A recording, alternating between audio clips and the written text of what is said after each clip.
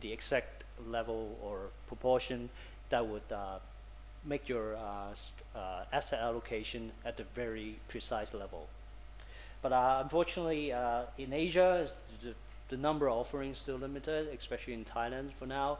So if there are more ETF that is available, you can make some match to get a more precise exposure. And for now, Thailand actually has a number of sector ETFs to choose from. So I think this portfolio completion can actually work for maybe if you have a Thai exposure fund portfolio, you can use these Thai sector ETFs to complete your portfolio. And here I actually have an example where a portfolio completion example here. Say, for example, if my portfolio currently has two funds, equity funds in there. Again, I'm using the Fund Awards winning funds here, the Pupun and Aberdeen, each have 50% weight, say. And using our Morningstar Direct institutional platform to take an X-ray into what these two funds actually has invested in. These two funds, if you look at the equity sector breakdown, you can see that they are very heavily invested into the cyclical equity sector. So this might not be something that I really want to. So so what do we do here? Say, for example, we actually wanted 40% in cyclical and only 30% in, and I would like a more heavy weight in sensitive and defensive to 30%. So say from 15% to 30% and almost 70% down to 40%. How do we do that? I think this scenario is very common. It may be for a case if you have only got two funds in your portfolio that you are comfortable with. You might not be able to find another exact fund managers that you could find which is doing good enough job to have your exact asset allocation 40-30-30. So what do you do with that?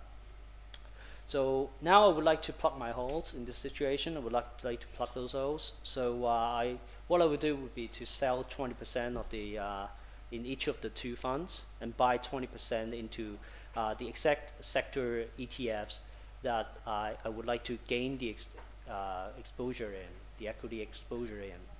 So again, taking the same picture again, taking the same X-ray. This helped to after adding the two sector ETFs into my portfolio, 20% each. You can see that the equity sector breakdown has already increased to about 70 from before 70% into cyclical down to about 40%, and from 16% in sensitive raising to 30%. So this is a very precise portfolio completion strategy that you can perform on by using ETF as well as your existing fund portfolio. So you can sort of use different proportion of ETFs to mix and match to pinpoint into your asset allocation target.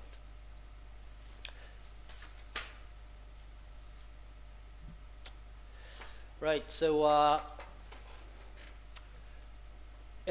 other than these strategies that I talked about, ETFs can also be used as a risk management tool, and ETFs are usually very liquid and transparent, and therefore they can be used in many ways, including like risk management. For example, if there's a slicing and dicing sort of approach, where you can make very precise sort of decision, just like what we did in the portfolio completion exercise, where if you have like a portfolio of fixed income portfolio where you need to get exposure into a different duration, then you can find an ETF that has that particular missing duration to add into your portfolio to get your exact exposure here to manage your risk, because a lot of like fixed income products or fixed income portfolios require precise cash flow matching, and that ETF can help you with that.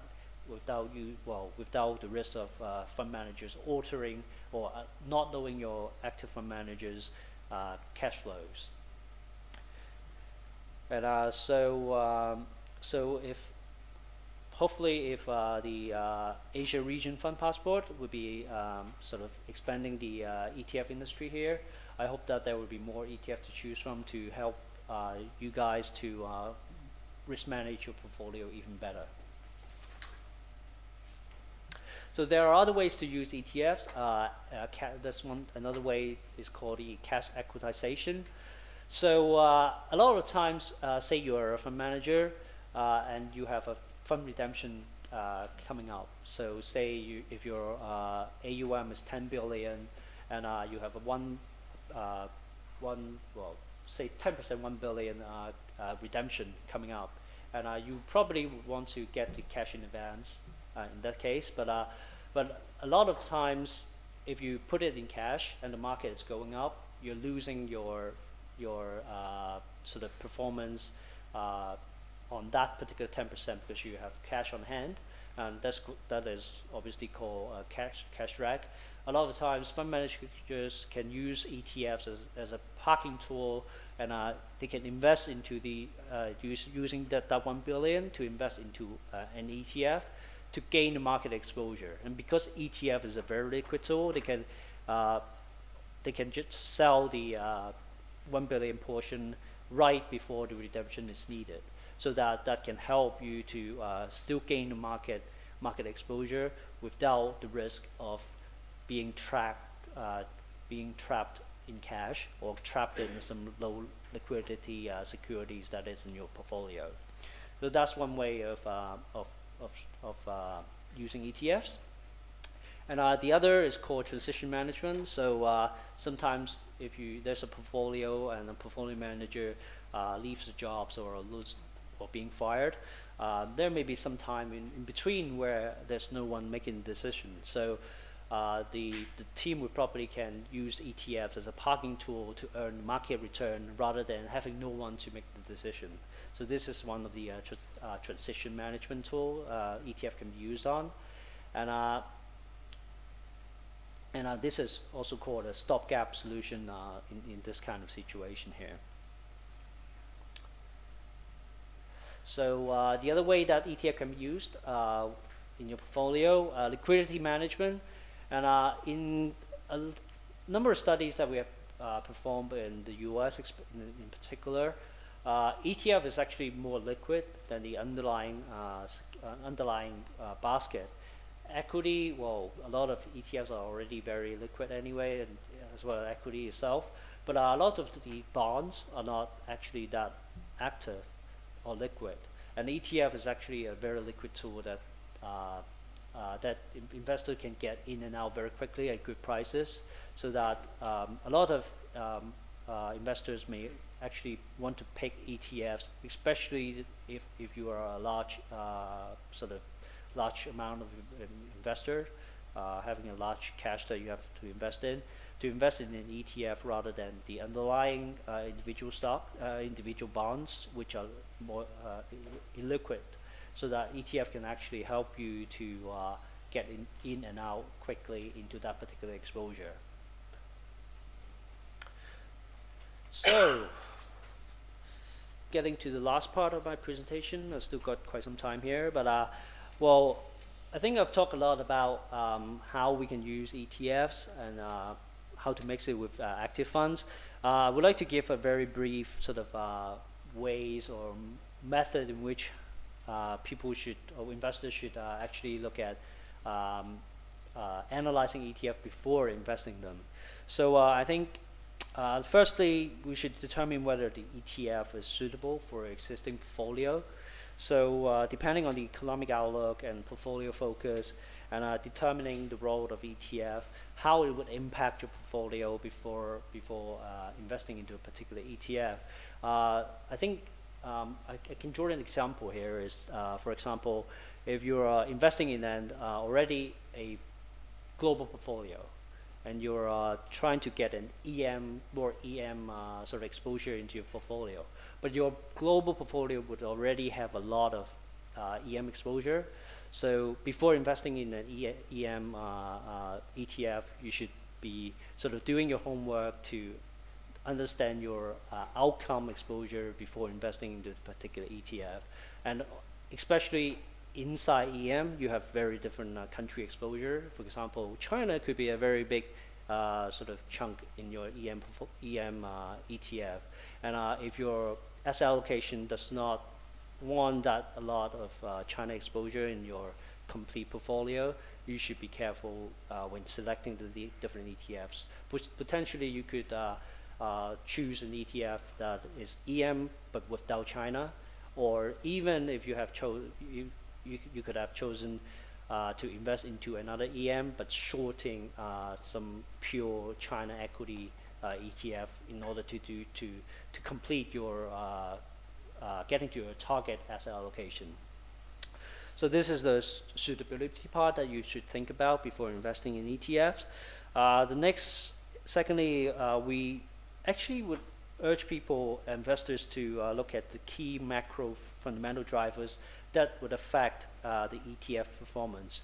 Ask yourself, are those fundamentals working on your side? Are those exposure you would like to be exposed with? For example, China, for a very typical China index, is always very financially focused. So what's your view on China financials? Is the bad loan situation something that you are expecting? What's your view on that? So understand these particular factors before investing into a particular ETF. And thirdly, an index tracks an index. So investors should understand how the index is actually constructed, from what the constituents are, how these constituents are sort of exposed into different sectors. As mentioned, just like China being very focused into the financial sector. And also, for example, is investing into Brazil market index really capturing the Brazilian economy, and domestic consumption, or really it is to expose to export of commodities. You have to understand the actual sort of exposure before you invest into that particular ETF. Don't just look at the name and invest into it. Be careful with that. So that's on the index construction. And fourthly, product construction. Well, after all, ETFs are different products. You should understand it before you invest into it. So this helps you to determine how closely you would earn the index return, and understanding the underlying risks. Because different product construction can get a different impact on the operating cost of an ETF. So that determines how the ETF performance would deviate from the actual index return. So you have to understand the product construction and also the risk on it. For example, how the ETF is replicating the index. Is it full replication? Is it sampling? Is it synthetic? And if it is synthetic, are there any collateral that the ETF is collecting? That would mitigate the risk. So it's more like a risk and return sort of analysis that we would like to perform before investing into that particular ETF by looking at the product construction. And finally, you will need to know how much fees are being charged by the manager who managed the ETF and the total cost of ownership. Don't just look at the expense ratio. Also look at the bid-ask spread. That is one cost that is not written in any prospectus. Is market driven because ETF is being traded on the stock exchange. So you have to look at the bid-ask prices. You have to look at the premium and discount that the ETF is trading. So these are all the all-in costs that you should be comparing against the different available investment vehicles or ETF that you have available on hand before investing into them. So, well, sounds complicated. Well, hopefully not for us, but I think for investors, one simpler way would be to look at our research, maybe, or look at other external research before investing into different ETFs. And I think as a general rule of thumb, investing into ETF is to first of all form your investment thesis. Secondly, choose the right ETF, and thirdly, to execute it. So this is the basic rule of thumbs, and looking at the 5 or 6 steps that I just mentioned, that will help you navigate through the different, the difficult, the very complex space of ETFs. So that's all the time I have. Well, I've actually got quite a bit of time, but that's pretty much all I have to say for today. If you have, do you have any other questions?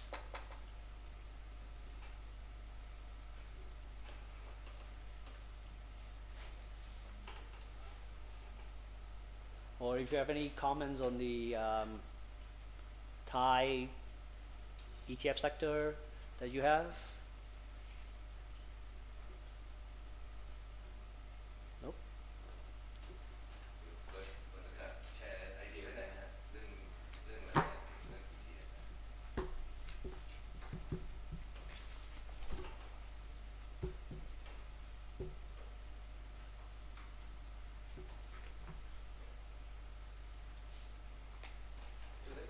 Let me just break the ice and throw in some ideas.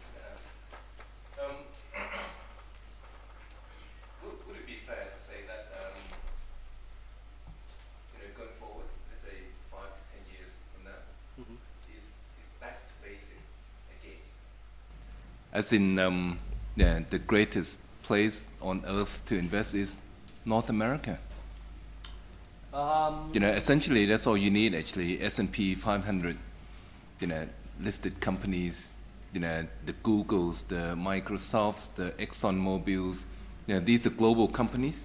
They happen to be domiciled in the U.S., listed in the U.S., but the revenues are actually derived globally. Half of it is actually, derived from emerging markets, and and all the EM's countries are in the doghouse right now. China, for God's sake, has been in a bear market for God knows how long. Yeah. Indian politics, Brazil, very disappointing. Russia, he's got Putin. And even Europe, they haven't really actually sorted themselves out, have they? So would you agree with this? Well, Plain and simple. well, I wouldn't give any like investment advice, but what I feel is that the world is getting more, as you said, global. Whether or not it would happen in the U.S. or not is, I don't know, is a question. But I think as the market further develops, there will be like very strong businesses in the U.S., very strong businesses in China, very strong businesses in different countries. So it's a matter of how to get the actual exposures, get the actual sort of like company that you want to invest in. I think, well, probably maybe like getting S&P 500 would get you to like 70% of your goal already, which because a lot of those companies are big enough to get into S&P 500. But that's probably one of the sort of goals that I would like to achieve. The other part would be to capture the additional growth or additional segments. For example, if there are like changes in the political situation on Russia, it's hard to get that particular exposure when there is the chance by just investing into the S&P 500. So well, I think back to basics could be like one of the like themes to play on, but there's also situations where we have to like pick at the right time on the right exposures.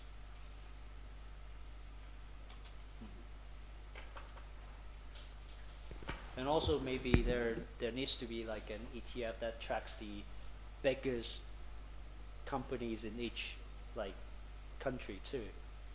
That will help to get your one world exposure. Going back to My point about the market efficiency hypothesis. Out of all the mutual funds universe here, in Thailand investing in Thai equities. 50% of the managers actually do not outperform the market.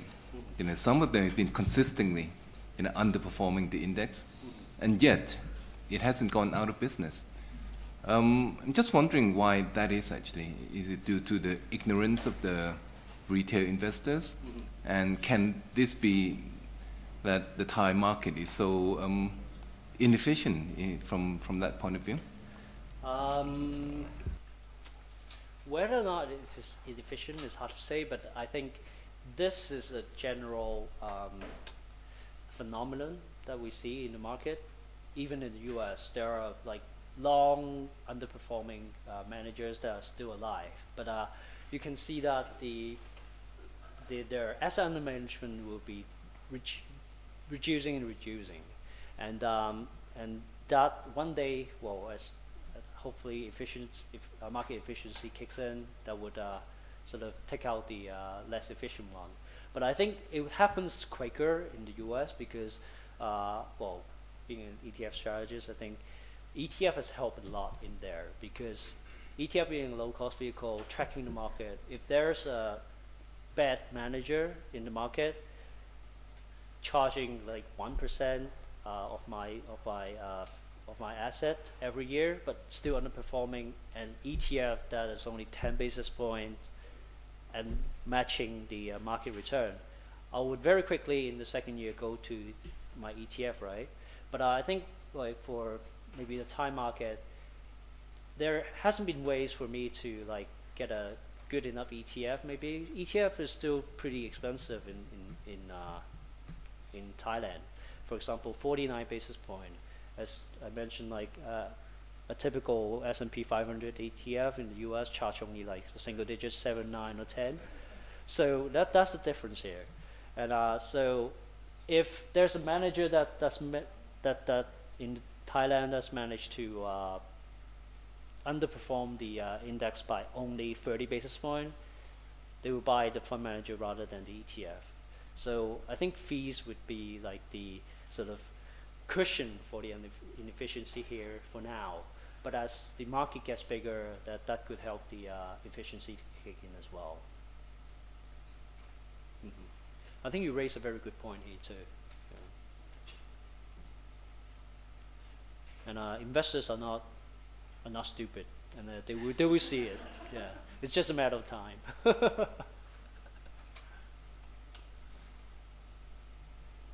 So do you have any sort of advice or comments on the fund ETF industry for Thailand? I have some questions. Yep. Can you share with us how ETF is marketed or promoted in some advanced country in Asia? For example, the ETF is picked by the investor themselves or being advised by the advisor. Because right here in Thailand, I think advisors do not advise investor to pick the ETF much. They advise into the product that gives them higher fees. So because I see the size is huge, so I wonder how Thailand can learn from that.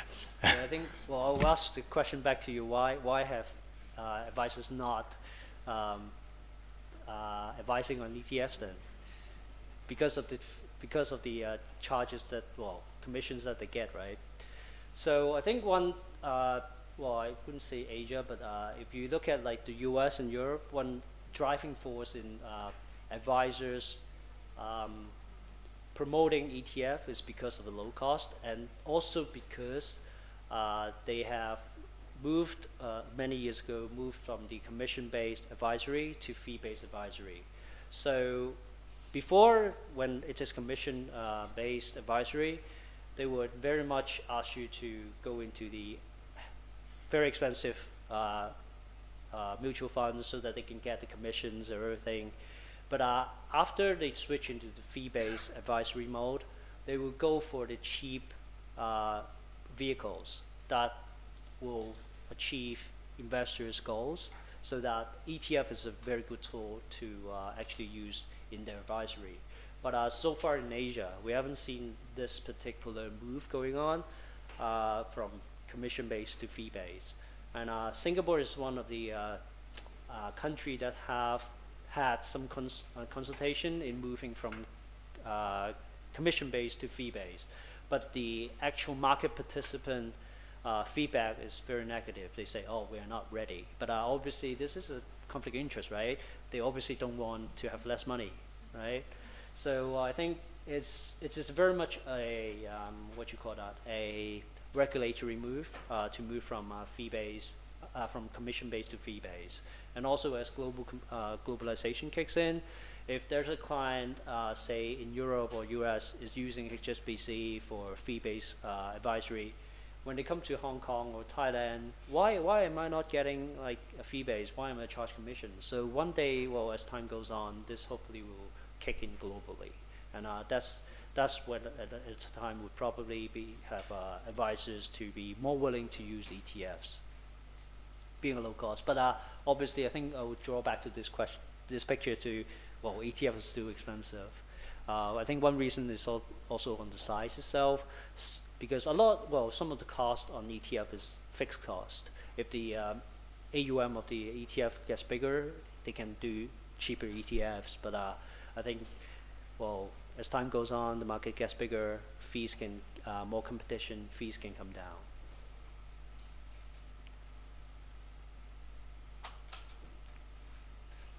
Okay.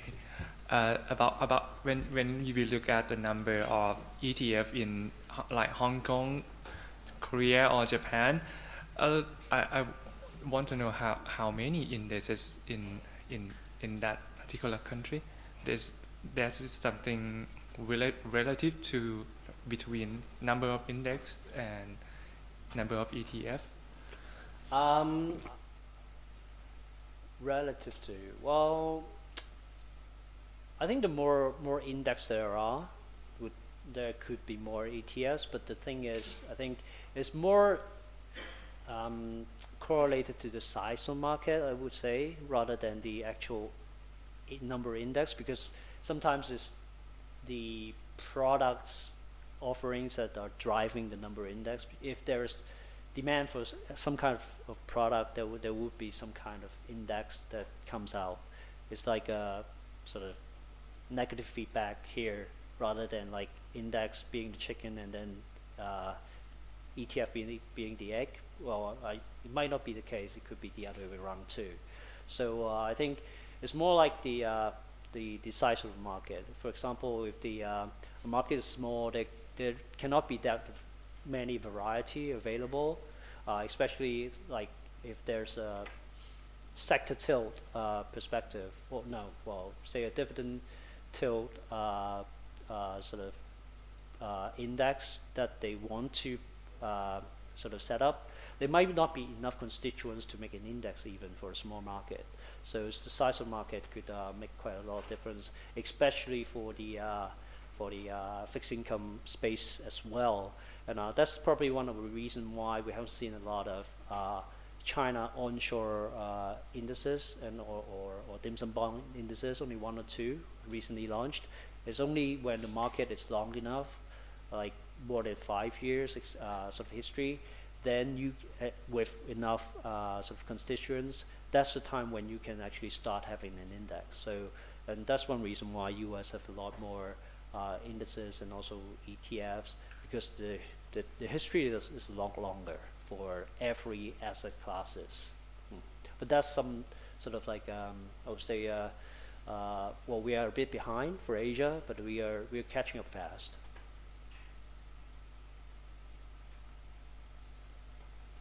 So can I imply that about strategic beta ETF, there is a long time for Thailand? For Thailand, on the exchange, there's one, which is based on high dividend ETF. So only one that is available for now. But I think if you look at like the definitions that we have here, a lot of like equal weighted is very easily composed with any index. Why not? Do we need equally weighted index before the ETF can emerge? Sorry? Do we need to have an equally weighted indexes before we can launch first ETF, or we can create ETF Right. Well, without index?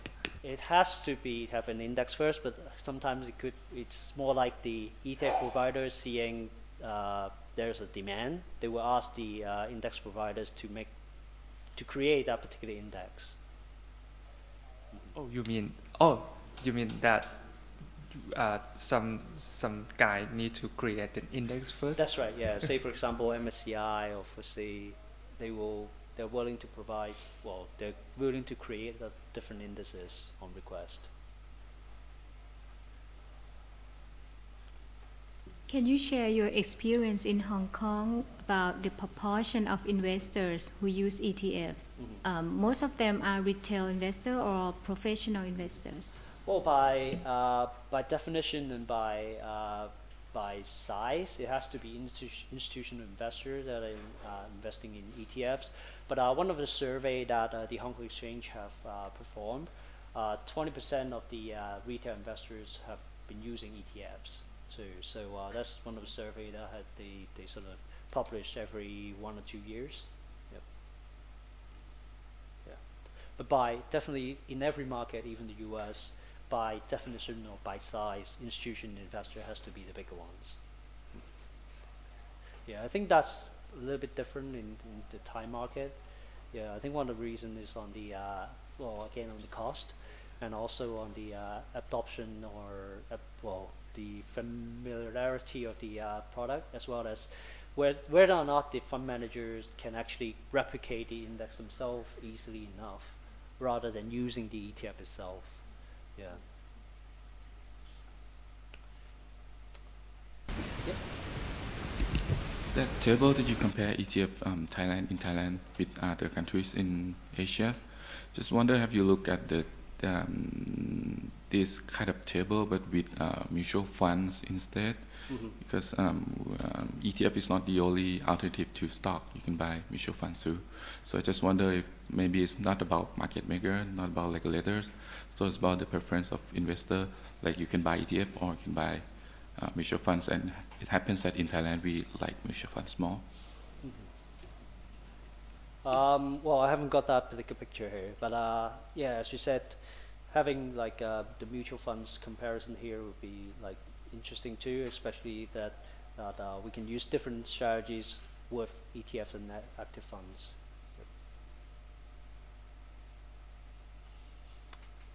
Right, probably, yep. I would like to asking about trading strategy by using ETF, because nowadays I heard many people talking about trading strategy by using ETF, because maybe they believe that the value won't be able to be zero. Do you have any view to talking about this strategy?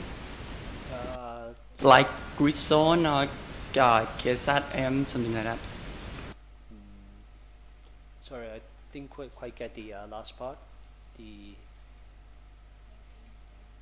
trading strategy of ETFs?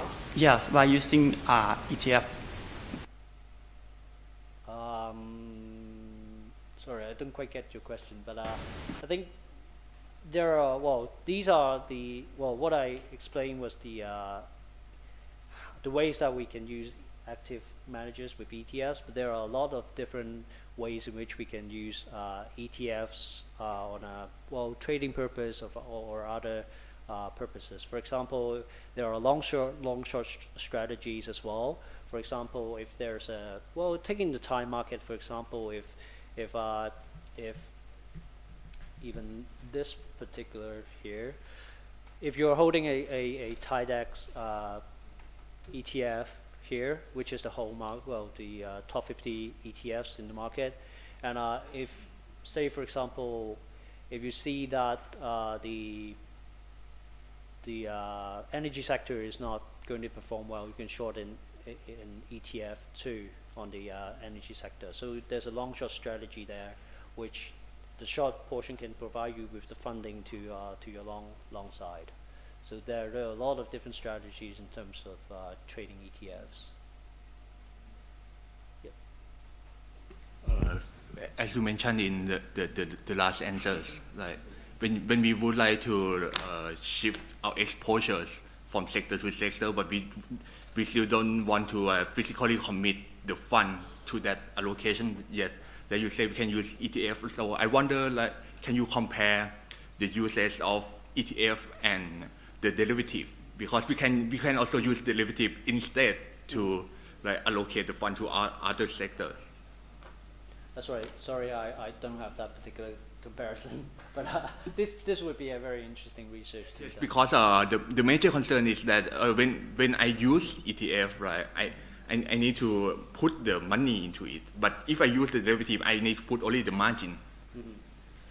Yes, but if you use derivatives, there are other risks, obviously, in your sort of execution. For example, if you're on the margin basis, you are still exposed to the actual risk. So I think your compliance department would be looking at it on a sort of what you call the absolute level rather than the just margin level. Is using derivatives is like a leverage way to invest, but buying an ETF is like you're putting the money in there.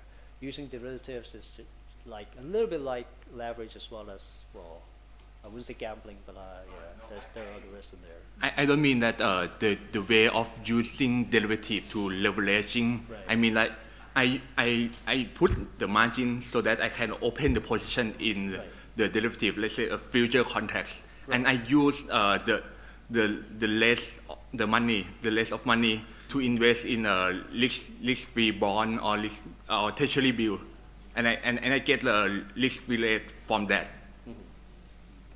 Yeah, well, I haven't done that particular exercise, but that would be an interesting sort of study to do. Yep.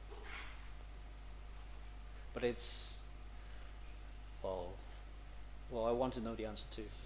Yeah. Right. So that's probably the time that we have for today. One more question. Can we get back to the table about AUM of each country?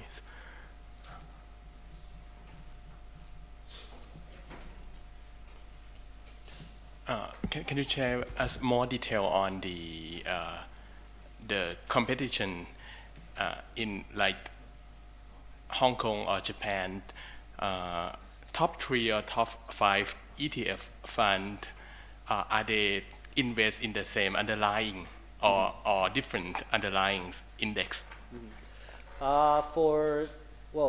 If you're comparing between like Japan and Hong Kong, it's very different. You can give just one example if you know for sure. Yeah.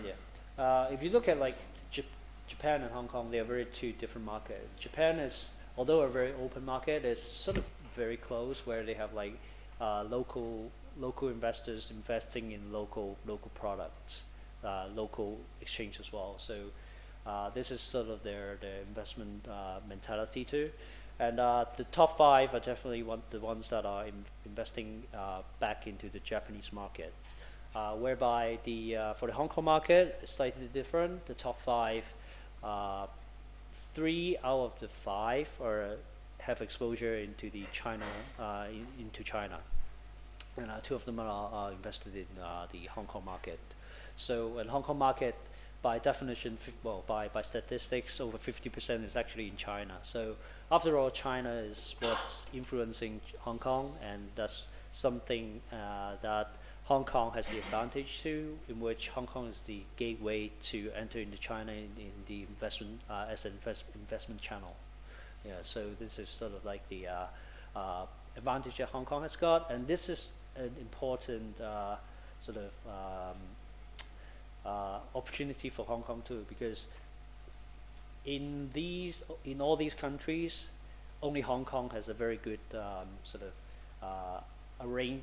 financial arrangement as well as policies which the China government has given to Hong Kong to invest directly into China. Neither did Australia, Japan, Korea has. So Hong Kong has that particular exposure without competition, I would say. Yeah.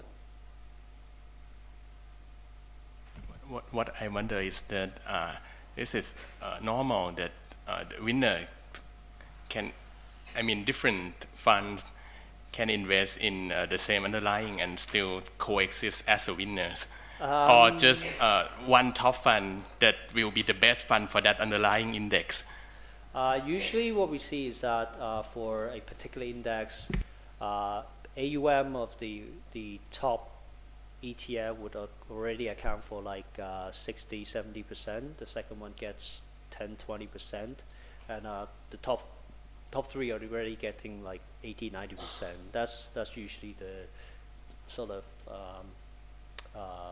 mix in terms of AUM, and because, well, if you think about it as an investor, if there are 5 ETFs that I look at that are available with the same index, is always the cheaper ones that will probably get my attention, or the ones that has good liquidity, which gives me good execution on a lower total cost basis.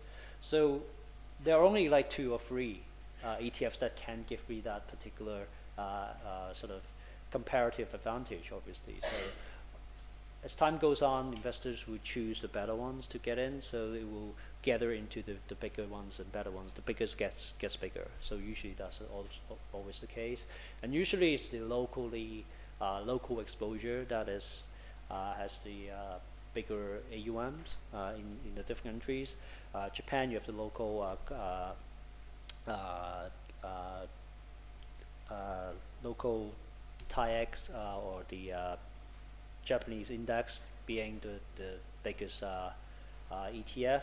China as well, the CSI 300 gets most of the AUM. Hong Kong, Korea has the KOSPI. Singapore has the Straits Time Index, STI. Thailand, the TAIEX as well. So it's always the local index that gets the biggest, local index ETF that gets the biggest AUM. Which makes sense because usually the foreign, the local investors are more familiar with the local market, and they would be more willing to invest into that exposure.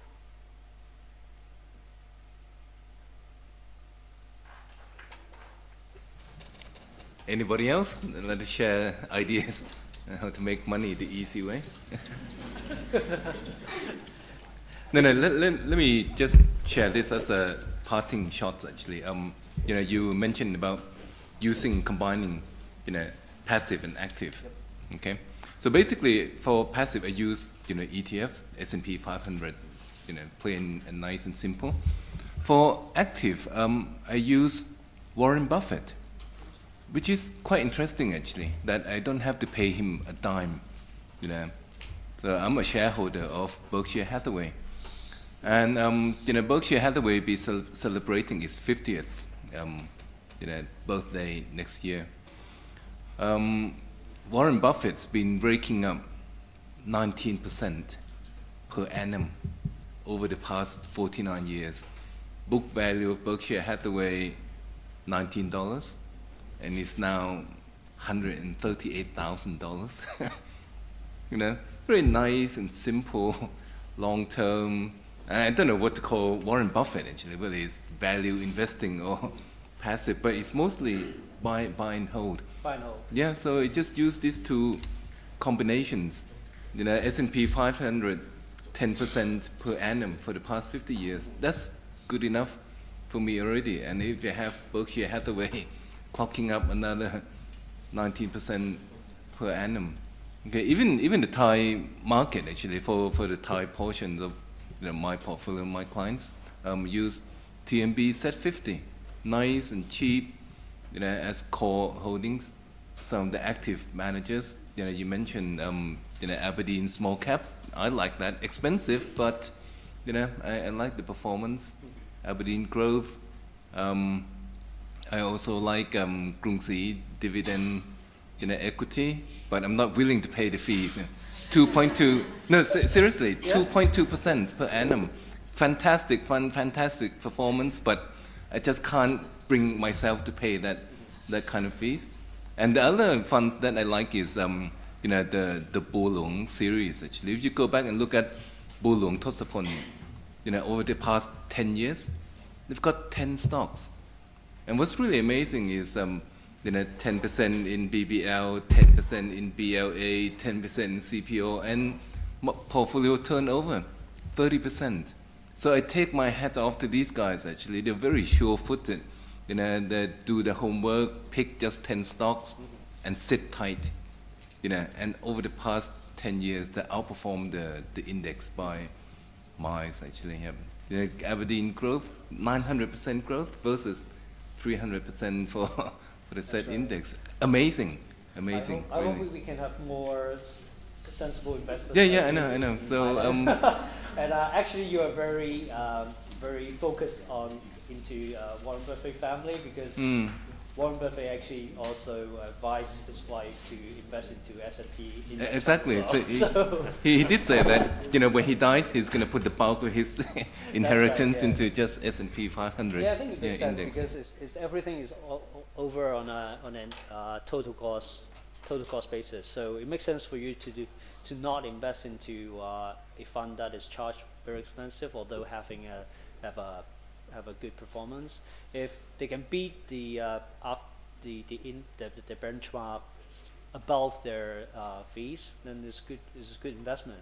But there takes a lot of work in terms of choosing the right managers to do so. But I think one phenomenon that we see in the Asian market especially is that a lot of investors like to make their own investment decisions. Whether or not to choose their own stocks or choose their own fund managers, and whether or not they have done the homework is the other question, which is the key question too. Or they may be just choosing it by someone talking about it. So I think investor education is very important here. And also the other perspective that is also important is that you talk about long term being 10 years, but in many other Asia investors, 2 years is already long term, right? So, so it's a very difficult environment that we are facing here. But looking into long term is something that we, as a firm, Morningstar, is very dedicated and looking into. We always advise investors to look long term. It's the long term that gets you the win, not the short term bips or bums. So do your homework and make sure. And potentially Warren Buffett would potentially continue to outperform, but as always, past performance does not represent future performance. So, so we have to be aware as well. Yeah. Thank you. On behalf of the Stock Exchange of Thailand and the partners, today we would like to thank Jackie Choi, not Jackie Chan, right? Okay, for your time and your experience. It is valuable for all of us. Thank you.